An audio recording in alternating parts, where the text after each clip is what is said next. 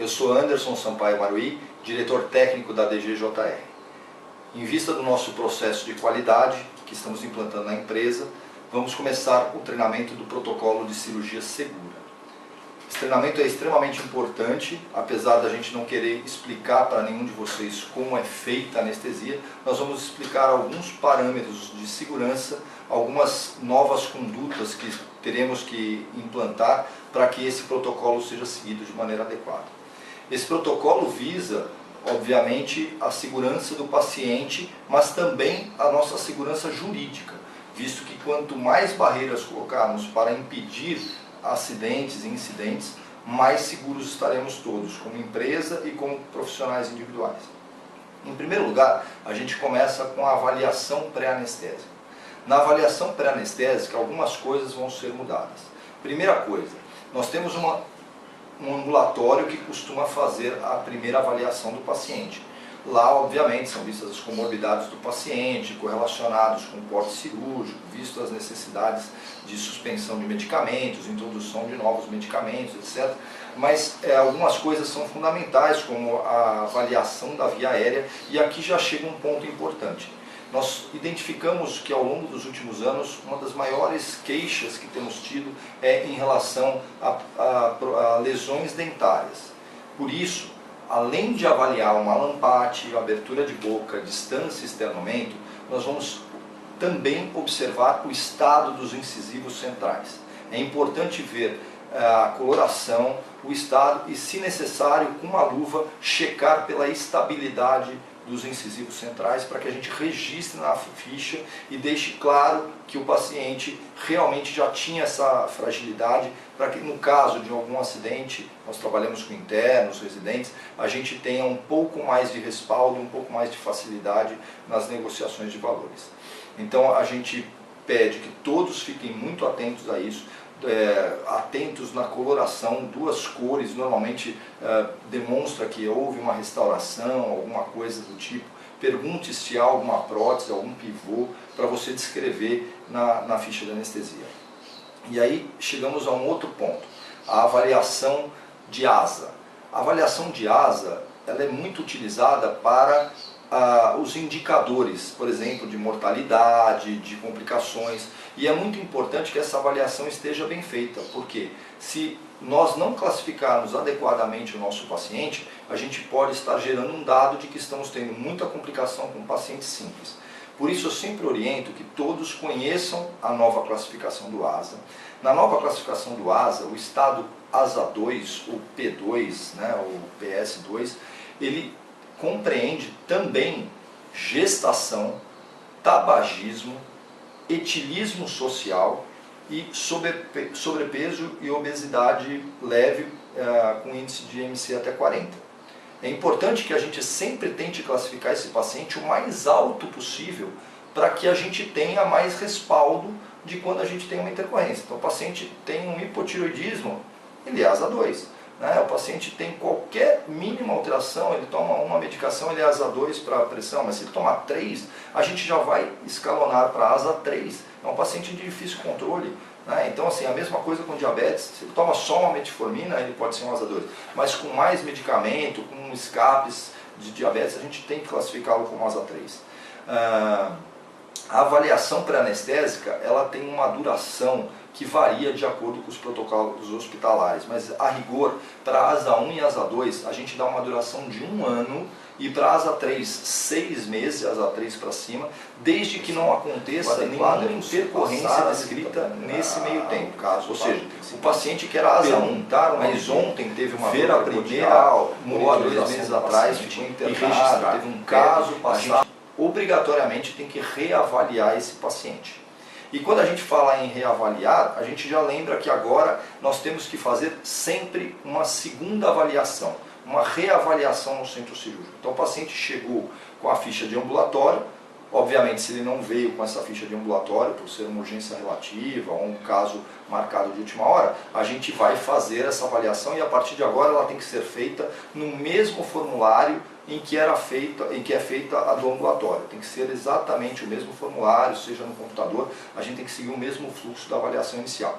Caso ele já tenha essa avaliação escrita, nós vamos revalidá-la, nós vamos perguntar para o paciente de novo as coisas básicas. O senhor tem algum problema de saúde? Ah, o senhor falou que tinha problema de pressão. Não tem alergia mesmo?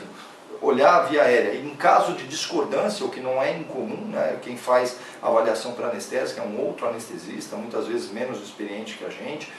Então a gente tem alguns hospitais, inclusive, que são outras equipes que fazem o pré-anestésico de outro hospital. E aí a gente pega esses dados, confere e em caso de alteração a gente pode anotar a caneta na própria avaliação e embaixo colocar a data e a sua reavaliação e carimbar. Tá? Então isso seria a reavaliação da anestesia que tem que ser realizada antes do procedimento cirúrgico.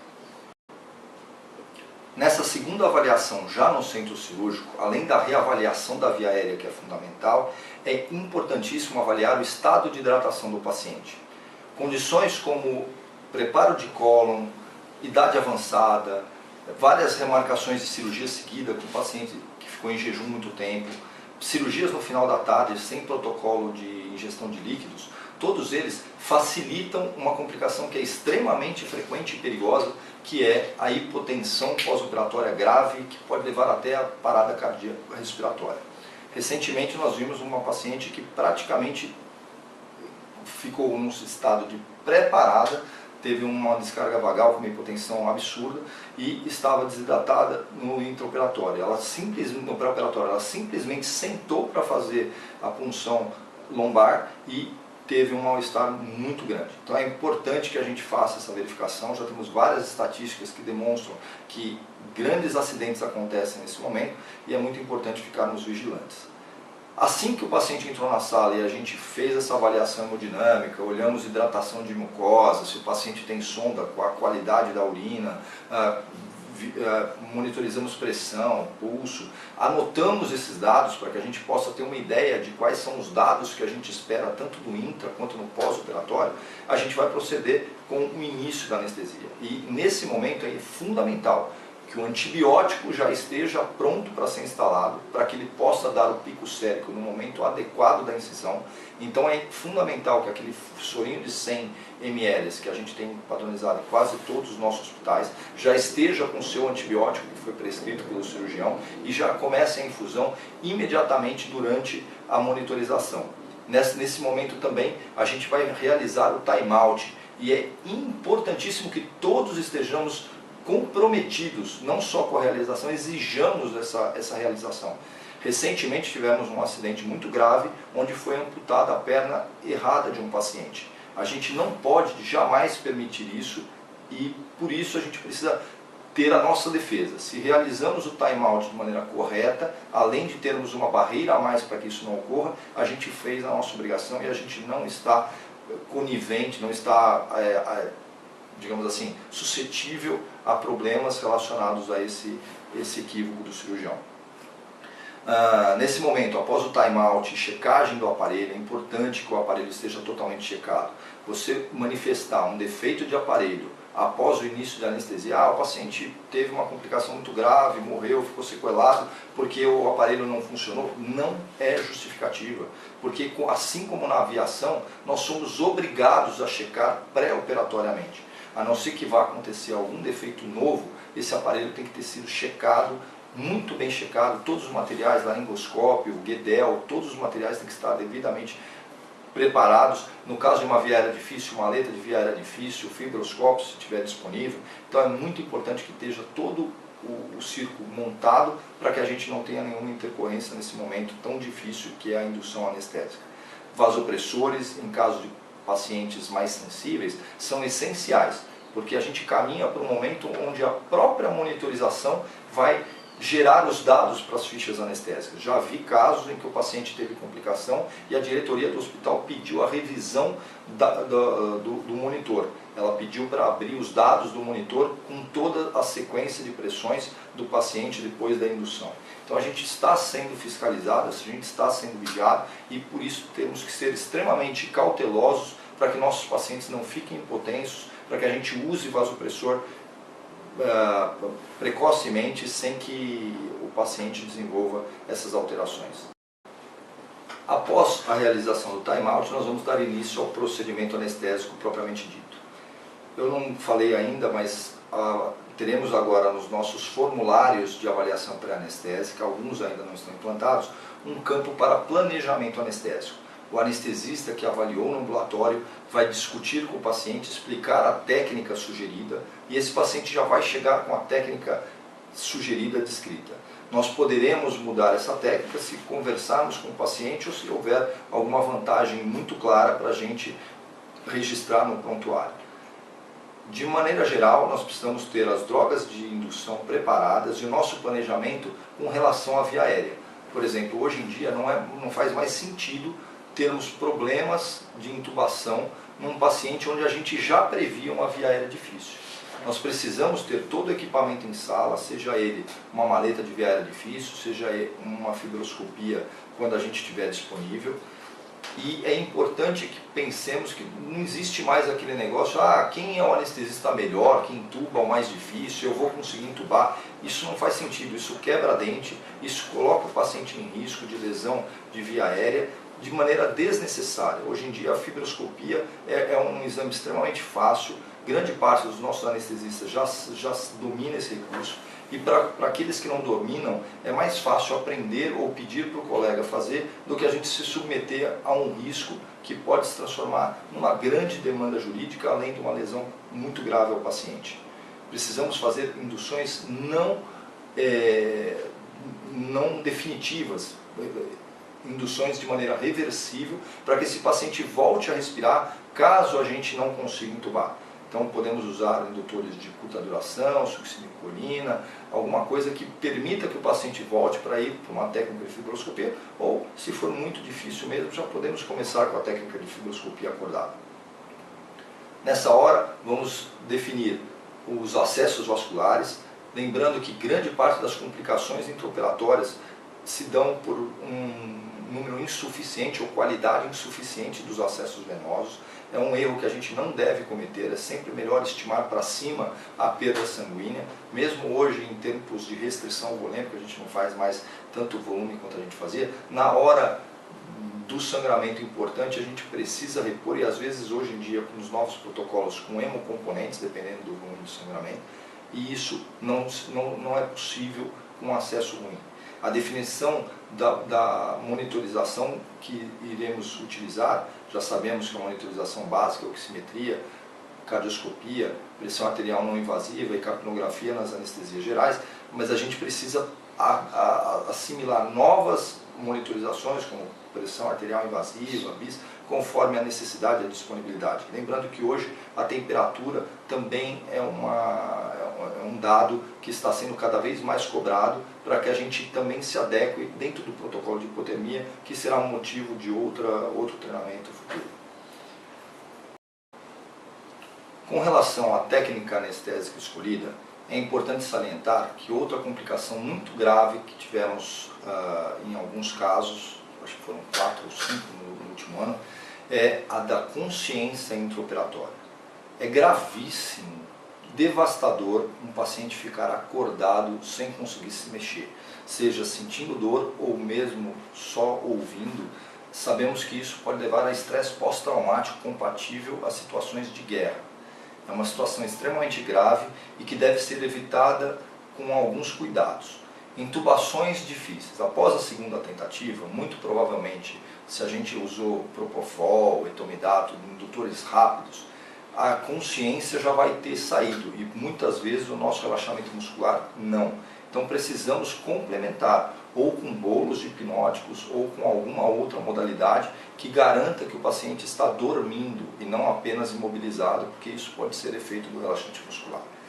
Outras situações, como fazer bloqueio espinhal com anestesia geral, podem gerar hipotensões e a gente tem que lembrar que a gente não pode abaixar o plano do nosso hipnótico, seja ele um halogenado abaixo de 1% ou 0,8% pelo menos, nem um propofol com alvo baixo, abaixo de 1,5%, porque a gente corre o risco desse paciente estar acordado, estar lembrando, mesmo estando com parâmetros hemodinâmicos normais, com tendência à hipotensão.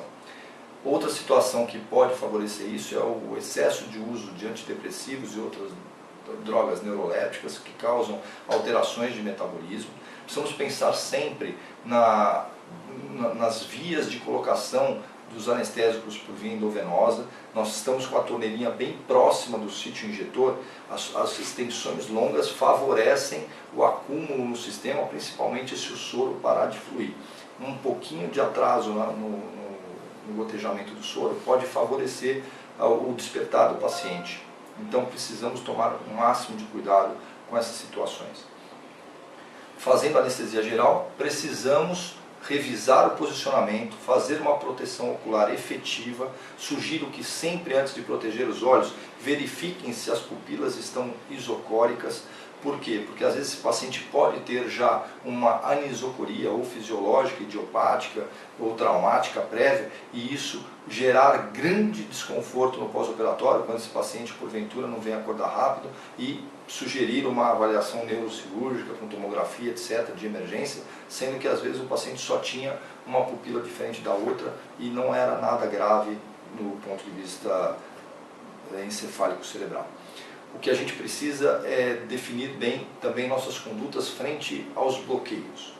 Quando a gente vai fazer um bloqueio espinhal, seja ele RAC, seja ele peridural, precisamos estar com um INR de pelo menos 1.5.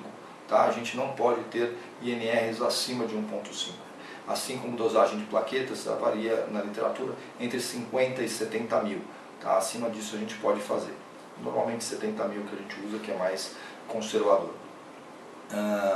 Outras coisas que a gente precisa tomar cuidado. Uso de clopidogrel. Clopidogrel precisa de 5 a 7 dias de interrupção. O AS não precisa mais, mas o clopidogrel precisa. Então a gente não pode, a gente está contraindicado de fazer bloqueio espinhal nessas situações. Quando falamos de bloqueio espinhal, é interessante lembrar que a gente deve sempre procurar fazer RAC com agulha de menor calibre e, quando disponível, agulha ponta de lápis. Elas dão menos cefaleia. Eu sei que, mas eu tenho pouca cefaleia, com agulha 25, faço em paciente jovem. Sim, na literatura nós temos 10 a 20 vezes mais cefaleia quando utilizando uma agulha 25 em relação a uma agulha 27. Então se você já tem pouca cefaleia com a agulha 25, você vai ter menos ainda com a agulha 27. Não é justo expor os nossos pacientes a esse risco a mais de maneira desnecessária. Vamos guardar a agulha 25 Quink para situações de exceção, aquelas que estão realmente de punção difícil, e são essas as indicações principais.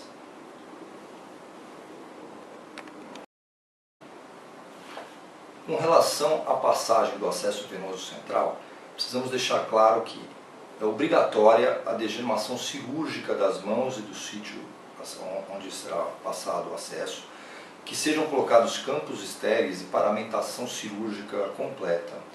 Que a gente tenha sempre em mente que o preferível é utilizar o ultrassom para a passagem e que, em caso de passarmos sem ultrassom, ao menor sinal de dificuldade, ou se o paciente tiver coagulopatia, tiver insuficiência renal crônica, com fístula, etc., a gente já deve aguardar pela ultrassom sempre que ele estiver disponível no serviço. Isso diminui demais os riscos da passagem. Já sabemos hoje que muitas vezes não é culpa nossa quando puncionamos uma carótida. Algumas vezes a carótida está por cima da veia jugular interna, outras ela está bem embaixo, impossibilitando que numa técnica às cegas você possa evitar completamente essa complicação. Então precisamos tomar cuidado com isso, precisamos tomar cuidado na realização dos nossos bloqueios de plexo braquial, sempre descrever muito bem a técnica, tomar cuidado, sempre preferir o uso de ultrassom, o uso do estimulador de nervos. Quanto mais recursos você utilizar, menor a chance de você ser implicado em lesão. Lógico que a gente não está totalmente abolido a técnica por parestesia, mas ela está extremamente em desuso devido à dificuldade que a gente tem de garantir que esse nervo estimulado diretamente não esteja sofrendo nenhum grau de lesão. Precisamos lembrar também que ao término das nossas anestesias, O anestesista é responsável pela condução segura do paciente. Esse paciente deve estar com cinta até ser passado para a cama com grades elevadas. Cinto de segurança para que ele não caia. Nós tivemos uma queda recentemente em um dos nossos hospitais, onde houve um erro de passagem de caso, um circulante falou que estava com cinto, outro não estava, o anestesista virou as costas um segundo, o paciente caiu. Isso é uma coisa muito grave e a gente pode evitar, a gente deve evitar. Outra coisa importante é quando esse paciente precisa ser levado para a UTI. Em alguns serviços a gente não tem essa disponibilidade de levar 100% dos pacientes à UTI e o próprio cirurgião retorna esses pacientes para lá. Nesse caso somos obrigados a registrar em ficha. Estamos passando o caso para o Dr. fulano de tal, que fará o transporte, o paciente está monitorizado em ventilação mecânica, etc. E na maioria das vezes levaremos o paciente sempre que possível, nós mesmos, inclusive com o paciente adequadamente monitorizado, com materiais de emergência para o transporte, como ambu, máscara, caso o paciente estube, com checagem do oxigênio em níveis adequados, com drogas vasoativas ou drogas hipnóticas, caso seja necessário para suplementação durante o transporte. Lembrar que um elevador pode parar e você pode ter que ficar um tempo com esse paciente dentro do elevador parado. Lembrar que quando a gente chega na UTI, acontece um dos momentos mais tensos da relação anestesista-intensivista, que é o intensivista achar que a gente fez uma má anestesia ou que a gente está sendo negligente na passagem. Tivemos inúmeros casos de reclamação formal para a diretoria ou para os setores de qualidade de anestesistas que não passaram os seus casos de maneira adequada ou que chegaram com seus casos em situação de instabilidade grave, em pré-óbito. Então precisamos deixar muito claro que isso não está acontecendo. O adequado é você passar a visita o caso para o intensivista, perguntar o nome dele, ver a primeira monitorização do paciente e registrar. Caso passado para o doutor fulano intensivista, paciente com PA tal, frequência cardíaca tal, saturação tal, etc. Porque isso te protege absurdamente, porque eles fazem questão de, quando tem uma complicação, jogar toda a culpa no anestesista. Agradeço a todos pela oportunidade, de falar aqui com vocês, pela atenção que vocês tiveram.